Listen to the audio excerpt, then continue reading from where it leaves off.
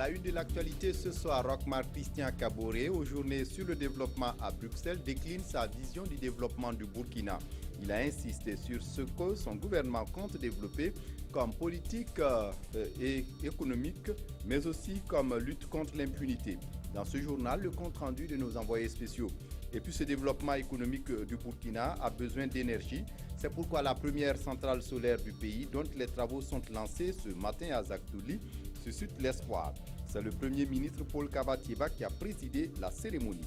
La centrale aura une capacité de production de 33 MW et doit permettre de réduire la dépendance énergétique du Burkina. Le ministère de l'Action sociale fait le point des actions menées pour soutenir les familles des victimes ou des parents des victimes de l'insurrection de 2014 et du coup d'État manqué de septembre 2015. Près de 80 millions de francs CFA ont été dépensés pour ces familles, mais un accompagnement qui fait polémique. La sincérité de certaines personnes est remise en cause. Mesdames, Messieurs, bonsoir. Ravi de vous retrouver. À l'ouverture des journées sur le développement hier à Bruxelles, le président du Faso, Rochmar Christian Kaboré, a pris la parole pour décliner sa vision du développement du Burkina Faso. Il a fait d'abord le bilan des événements qui ont été un handicap pour la démocratie burkinabé et rappelé ensuite ce que son gouvernement compte développer comme gouvernance et comme lutte contre l'impunité. Jean Zongo, Frédéric Etienne Bassenga sont nos envoyés spéciaux à Bruxelles. La voix du Burkina a résonné à l'ouverture de ces journées européennes du développement. Devant les chefs d'État, les chefs de gouvernement et délégations venues du monde entier, Rochmar Christian Kaboré fait un bref rappel des événements qui ont émaillé le Burkina ces 2 dernières années et explique ce qui est fait pour tendre vers l'irréprochabilité pour ce qui concerne la bonne gouvernance. Sous ma direction, le Burkina Faso s'est engagé à vider les dossiers pendants devant la justice qui ont longtemps défrayé la chronique au niveau national et préoccupé nos partenaires internationaux. Au nom de ceux-ci, l'affaire Thomas Sankara, mais aussi les dossiers relatifs à l'insurrection populaire des 30 et 31 octobre 2014 et du coup d'État manqué du 16 septembre 2015, les crimes de sang, les crimes économiques et politiques sous la 4e République. La lutte contre la corruption et de manière plus globale, la mise en œuvre de bonnes pratiques à travers les audits sur la gestion des gouvernements précédents et le devoir de redevabilité qui pèse désormais sur toute personne exerçant une parcelle de l'autorité de l'État devront nous permettre d'assainir le climat des affaires et d'attirer au Burkina Faso des investissements directs. C'est le lieu pour moi de porter à votre connaissance que pour financer le plan national de développement économique et social, tous nos partenaires économiques et financiers sont conviés à y apporter leur contribution. Pour le président du Faso, c'est avec la conjugaison des efforts de tous que le monde pourra créer de manière durable les conditions de paix, de stabilité et de prospérité. Et pour ce faire, il appelle l'Europe à y contribuer fortement dans une dynamique de partenariat gagnant-gagnant. Toujours à Bruxelles, au cours d'un panel qu'il a présidé, le président du Faso, Rochmar Christian Kaboré, est revenu sur le rôle de la jeunesse burkinabé dans le développement du pays. Est-ce que son gouvernement compte entreprendre à l'intention des jeunes?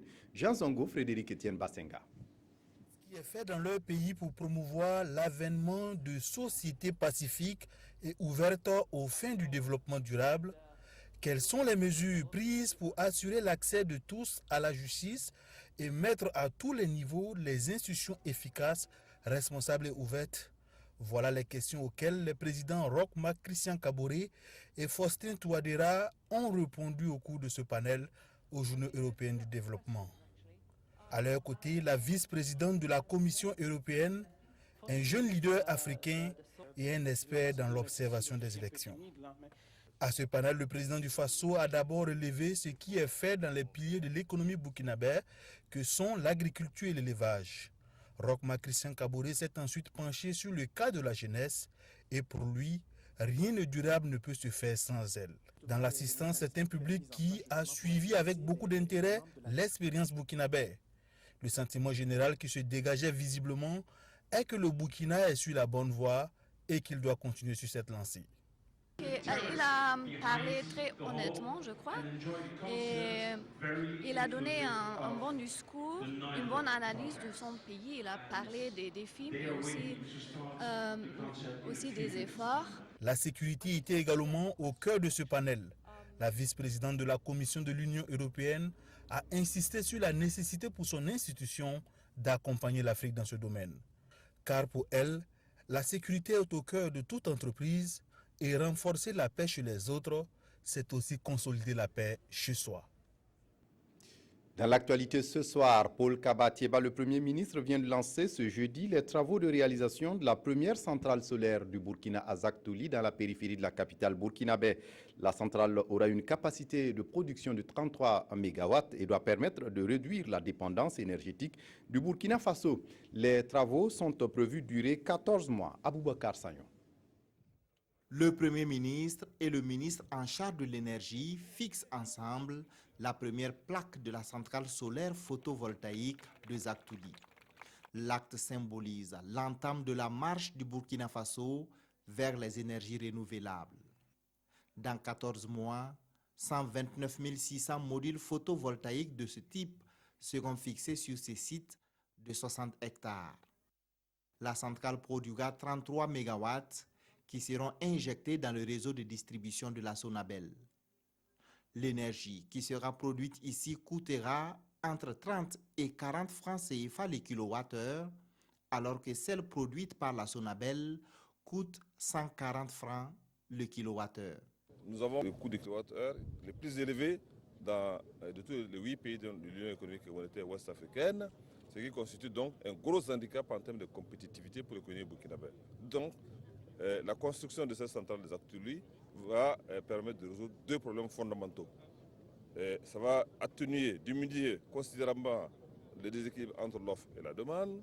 Et deuxièmement, ça va ramener donc, dans des moyennes acceptables le coût moyen du kilowattheure pour rendre l'économie nationale beaucoup plus compétitive. La réalisation de ces projets représente un investissement de plus de 31 milliards de francs CFA.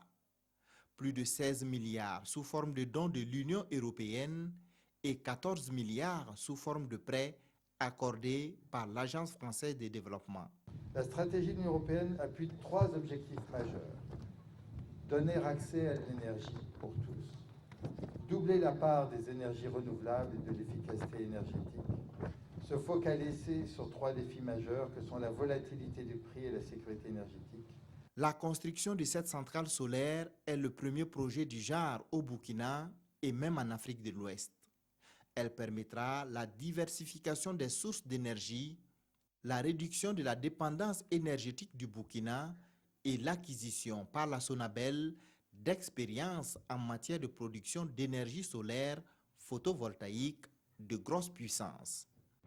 Autre point de l'actualité ce soir, après une courte période d'exception, insurrection et transition oblige, le Burkina renoue avec les conseils municipaux. Et pour accompagner le fonctionnement des collectivités territoriales, le ministère en charge de la décentralisation vient de lancer ce matin un programme d'appui à la participation citoyenne.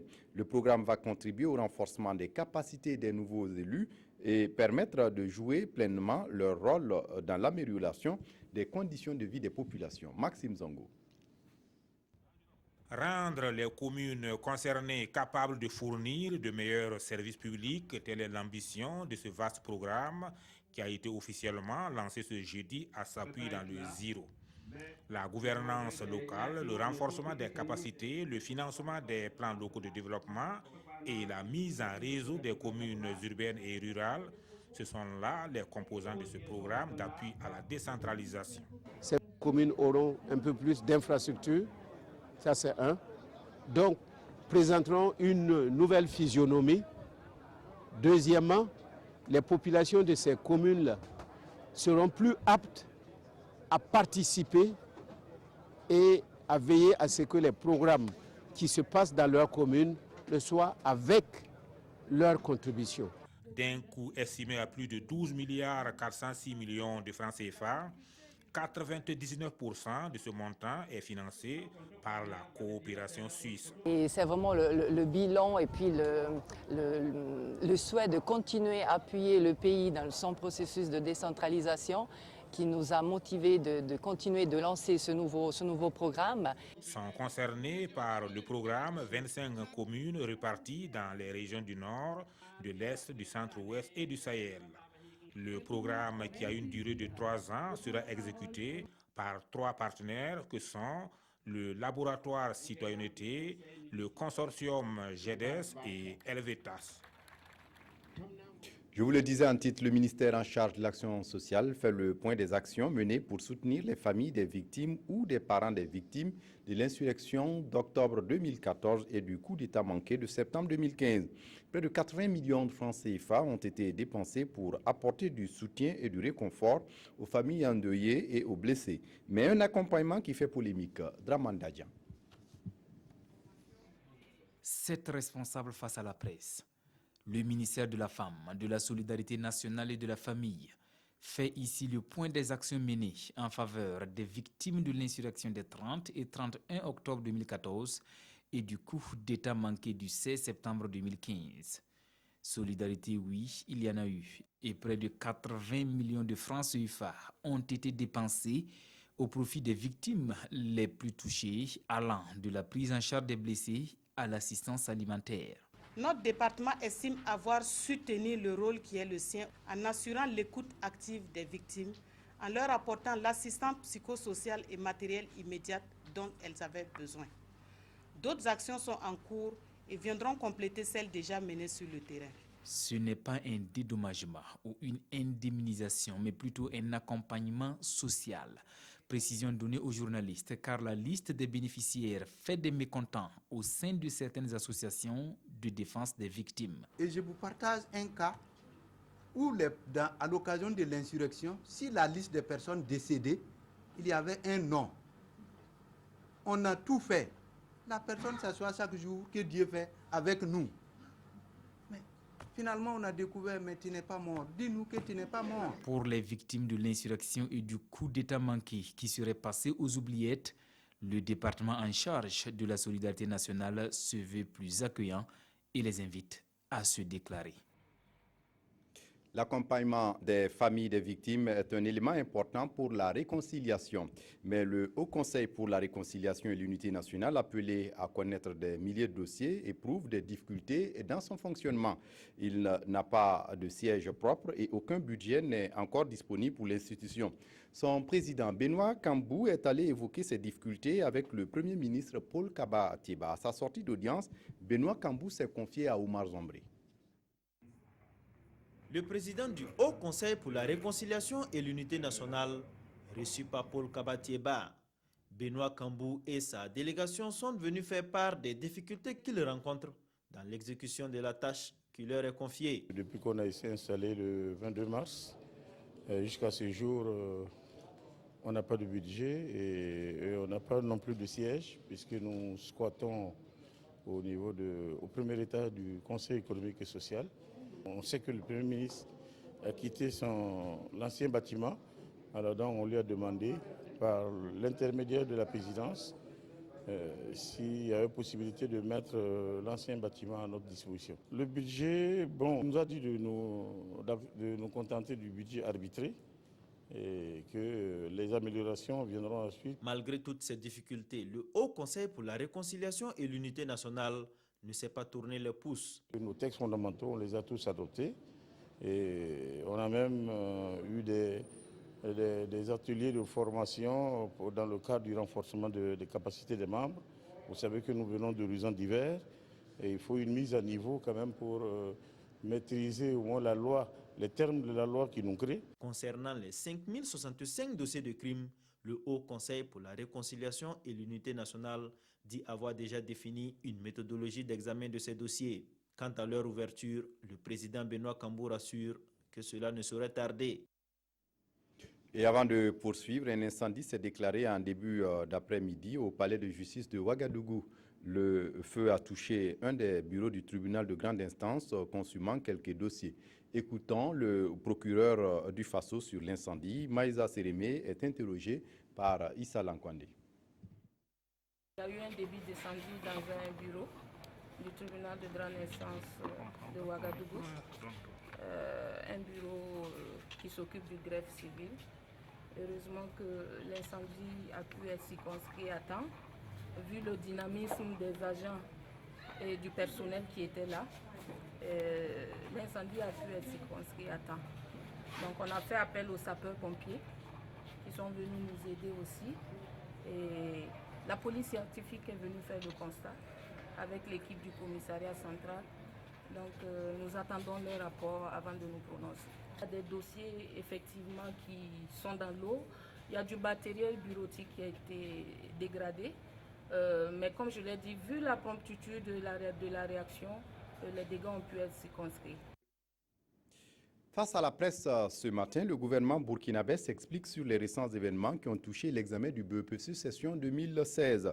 Le gouvernement qui revient également sur l'accord trouvé pour sauver le baccalauréat session 2016. La synthèse avec Ismaël Sirima. La question de la perturbation ou tentative de perturbation des examens du BEPC a été au cœur de la communication du ministre de l'Éducation nationale et de l'alphabétisation. L'exposé des faits présente 2 enseignants qui ont refusé de rejoindre leur poste, à la différence de 14 autres qui, dans la même situation, ont obtempéré. Nous ne pouvons pas vouloir le changement et être permanemment contre toute sanction, même à l'endroit des gens qui ont fauté et clairement fauté. Il a aussi souligné une insuffisance budgétaire de l'ordre d'1,5 milliard rencontrée lors de l'organisation des examens du BEPC, CAP et BEP 2016. Nous avons aussi connu des difficultés d'insuffisance de feuilles de composition dans les jurys, notamment de la ville de Ouagadougou, en début d'épreuve. Également, la lenteur de certains prestataires dans la livraison des matières d'œuvre des examens de l'enseignement technique a quelque peu parfois retardé le début du déroulement des épreuves pratiques.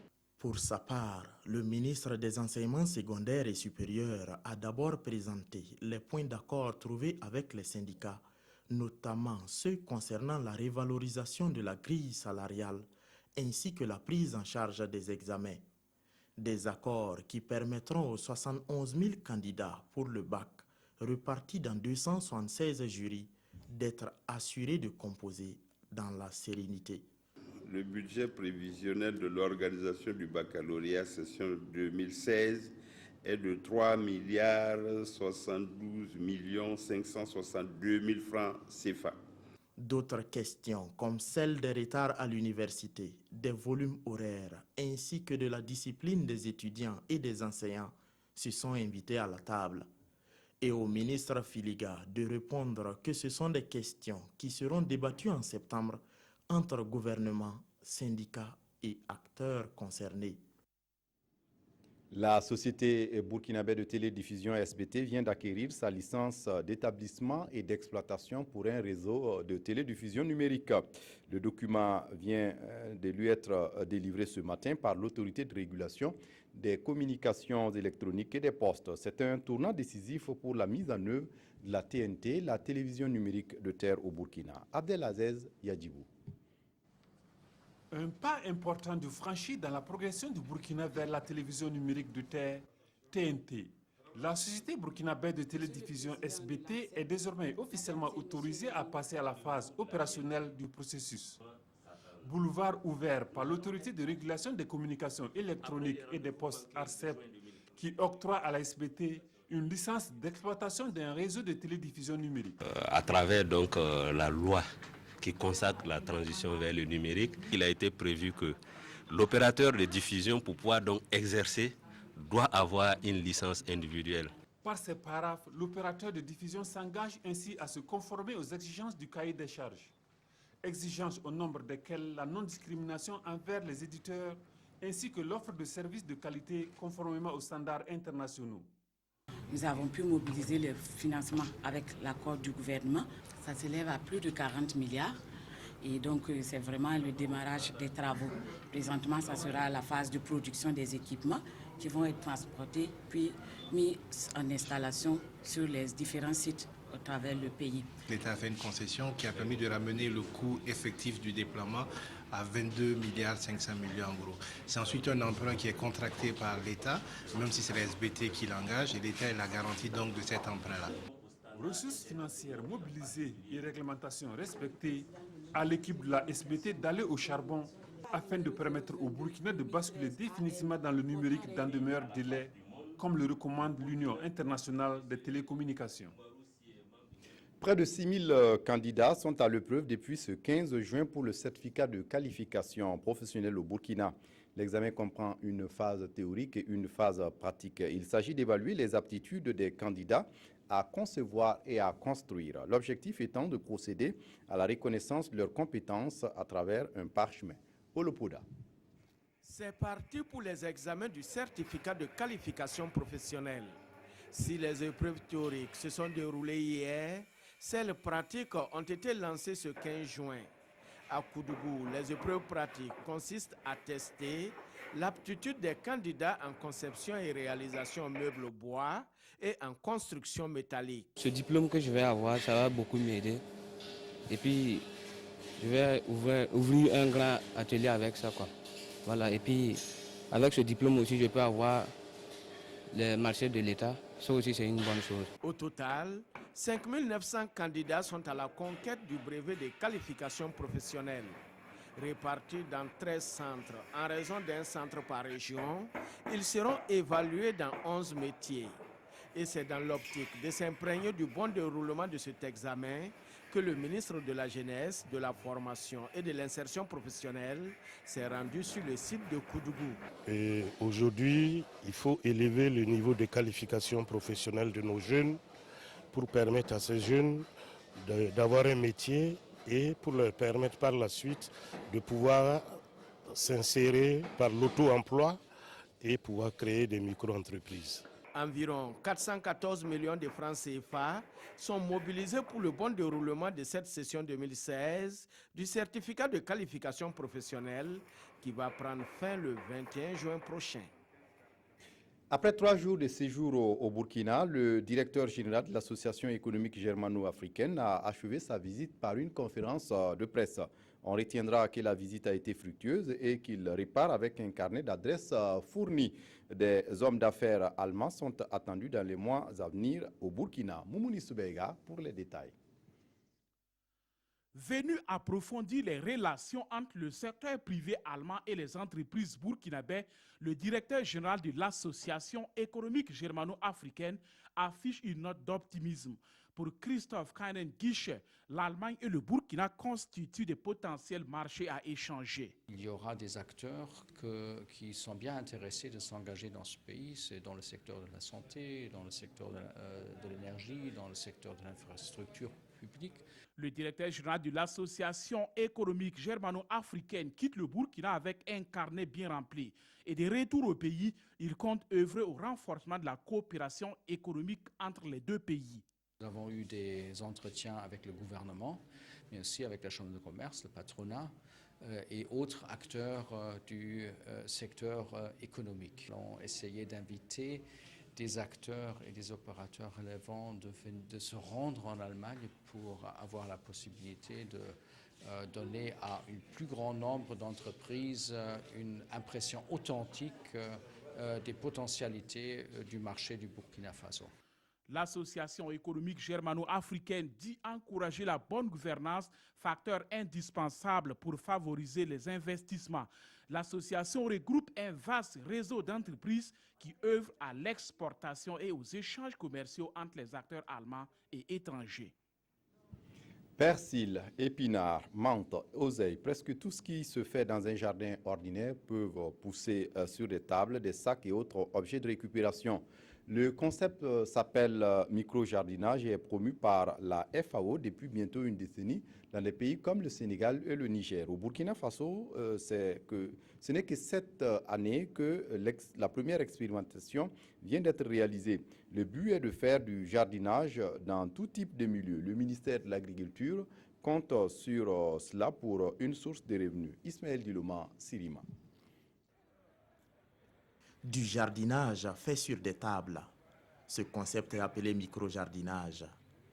Épinards, menthe, Persil, oseille, presque tout ce qui se fait dans un jardin ordinaire se fait dans ce jardin. Mis au point il y a une dizaine d'années, ce concept permet de faire du maraîchage dans tout type de milieu. Vous pouvez même faire ce jardin dans un appartement au 15e, 16e étage. Donc c'est vraiment une culture bien spécifique aux zones à forte densité de population où nous n'avons pas d'espace. Et nous pensons également que c'est un programme qui peut générer des revenus permettant aux populations d'avoir accès aux céréales. Et donc, de ce point de vue, le ministère accorde une importance aux résultats qui seront présentés. Ce concept a été expérimenté au Burkina Faso de mars 2015 à mars 2016. Et c'est le projet micro-jardinage de la FAO qui a piloté les travaux. Le projet demandait la mise en place de 2 centres. Un centre de formation et de démonstration, un centre de production communautaire et une unité pédagogique au sein d'une école primaire publique. Et tous ces centres ont été mis en œuvre, mis en place. Et il y a eu des formations et les bénéficiaires ont été dotés de tables de production de micro-jardins. Et ils sont au nombre de 260, les bénéficiaires directs du projet.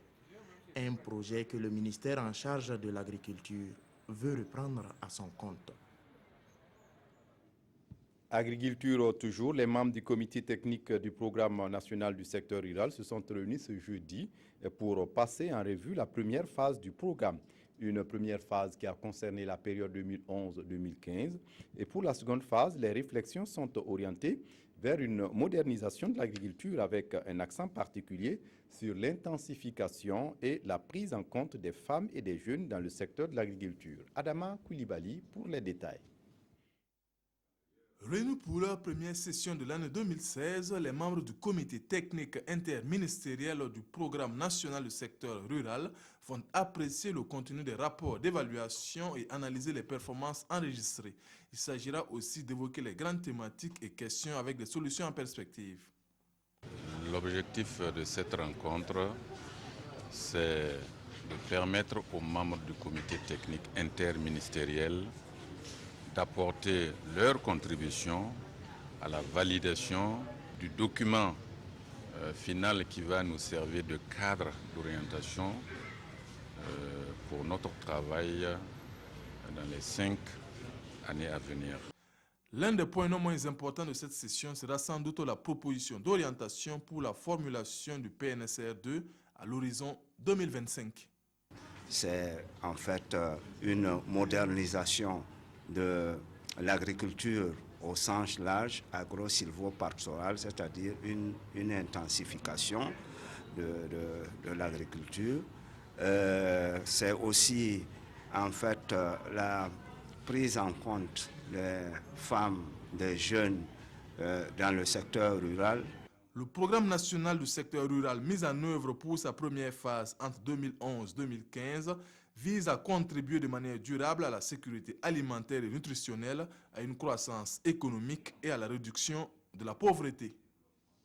De leur côté, les membres du Conseil national de l'eau se sont retrouvés également ce 15 juin à Zinyaré pour évaluer les actions menées par le Conseil. Ainsi, le programme national d'assainissement des eaux usées et excréta et le programme de gouvernance du secteur de l'eau et de l'assainissement ont fait un examen de leurs actions pour le Burkina. Le point avec Tanga Robert Kafando. À cette 30e session ordinaire du Conseil national de l'eau, 2 points figurent à l'ordre du jour. Le programme national d'assainissement des eaux usées et excréta à l'horizon 2030 et le programme de gouvernance du secteur de l'eau et de l'assainissement 2016-2030. Dans l'anticipation, on a pu également préparer les programmes à même de soutenir la nouvelle vision du gouvernement en alignement avec la vision internationale que sont les objectifs de développement durable. Donc je peux dire globalement que nous pensons que nous sommes vraiment dans une bonne dynamique pour ce qui est en tout cas de l'organisation de la gestion des ressources en eau au niveau du pays. Et c'est Zinyaré qui accueille les participants pour une journée de réflexion et de propositions à soumettre au premier responsable du département en charge de l'eau ici représentés par le gouverneur de la région du Plateau central. C'était ces documents qui sont soumis à la validation du Conseil national de l'eau pour qu'à l'horizon 2030, tous les Burkinabés aient l'accès universel à l'eau potable et à l'assainissement. Créé en 2001, le Conseil national de l'eau est une instance consultative auprès du ministre chargé de l'eau. Il apporte son concours à l'orientation de la politique nationale de l'eau et de l'assainissement. On referme ce journal par la revue de presse des quotidiens de ce jeudi. Les journaux du jour nous sont feuilletés par Aimé Solange Guigma. En question dans les quotidiens du jour, le débarquement de l'avion des caciques du CDP. Le CEFOB dénonce fermement dans le journal Le Soir une volonté d'humilier. Pour l'opposition politique, cette interdiction de voyager a été faite sans production d'un justificatif légal. Par conséquent, de tels agissements relèvent de l'arbitraire, indique aujourd'hui au Faso. Pour le président du Faso, Roch-Marc Christian Kaboré, il ne s'agit pas d'un acharnement, mais d'une action qui s'inscrit dans l'intérêt de la nation, une version rapportée par Sidoya. Encore un policier renversé par un usager de la route, peut-on lire à la une de Notre Temps. La scène s'est passée au rond-point des artistes en face de la pharmacie Dounia, aux 1200 logements. Le Pays précise que c'est après avoir refusé d'obtempérer au coup de sifflet d'un premier policier que l'usager a foncé sur les collègues du policier qui l'attendaient. Au final, 2 policiers sont légèrement blessés, mais cette fois-ci, l'usager en question a été arrêté. Actualité internationale, le quotidien nous apprend que le gouvernement malien et les groupes armés signataires de l'accord de paix de 2015 se sont entendus sur la création d'autorités intérimaires dans les 5 régions administratives du Nord Mali. La paix des braves aura-t-elle lieu, se demande bien le pays. Cette fois-ci, explique Sidoya, ce sont les responsables des groupes armés rebelles qui jadis avaient claqué la porte qui ont pris la résolution de revenir dans le processus. Il y a de quoi espérer que le protocole soit parti sur une bonne base et que les cliquetis des armes soient définitivement étouffés dans cette partie du Mali. C'est tout pour ce soir. Merci de votre attention. Très bonne suite de programmes sur la RTB. Au revoir.